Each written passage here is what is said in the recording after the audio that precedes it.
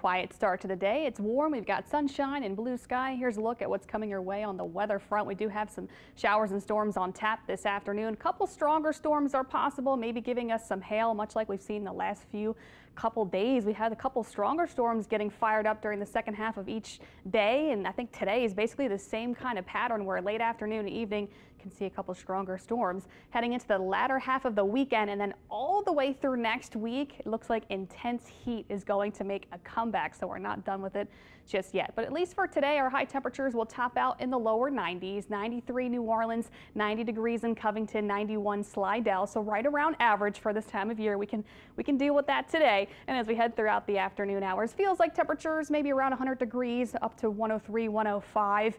Humidity basically on par for this time of year. It's a little humid, it's a little warm. And then heading into the evening hours, feels like temperatures will drop into the 90s, then eventually the 80s through late tonight. Current radar conditions showing some passing showers, especially through the Baton Rouge area. They're fizzling out. Most of us are dry, though.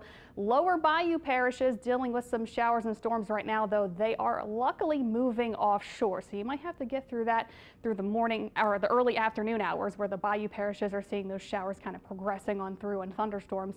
A lot of us, though, are going to be dry over the next 2, 3, 4 hours, but then we go throughout the middle afternoon. Rain and storms really start to get fired up, especially south of the lake. This is 2 o'clock, and this continues into 5 o'clock. Widespread rain and storms look to be the story again today. We're monitoring the potential for a couple severe storms, possibly giving us our small hail risk, and maybe even some gusty winds, in addition to those heavy downpours and frequent lightning. So we've got some more robust storms possible today. We don't have a severe risk, but we know, like we've been dealing with, some of these storms can end up being severe. It's not a guarantee for everyone. Still, today's storm threats are pretty hit or miss. Only about a 50% chance for showers and storms today, and tomorrow much of the same. During the afternoon, we'll see some showers and storms popping up.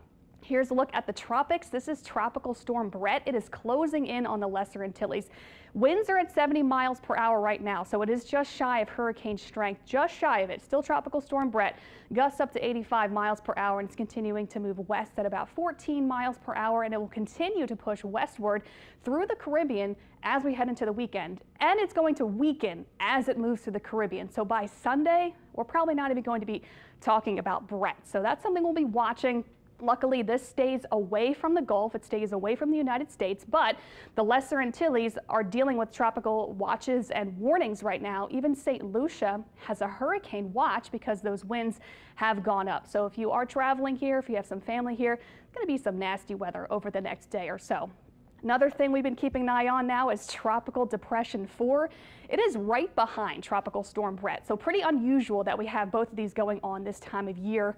Winds are at 35 miles per hour with gusts up to 45 miles per hour. Expected to move to the west and northwest with moderate strengthening possible. So it probably will become our next tropical storm, and then it will move to the northwest and just miss the Caribbean, and then eventually it should fizzle out by the middle of next week out in the open Atlantic Ocean. Couple reasons for that.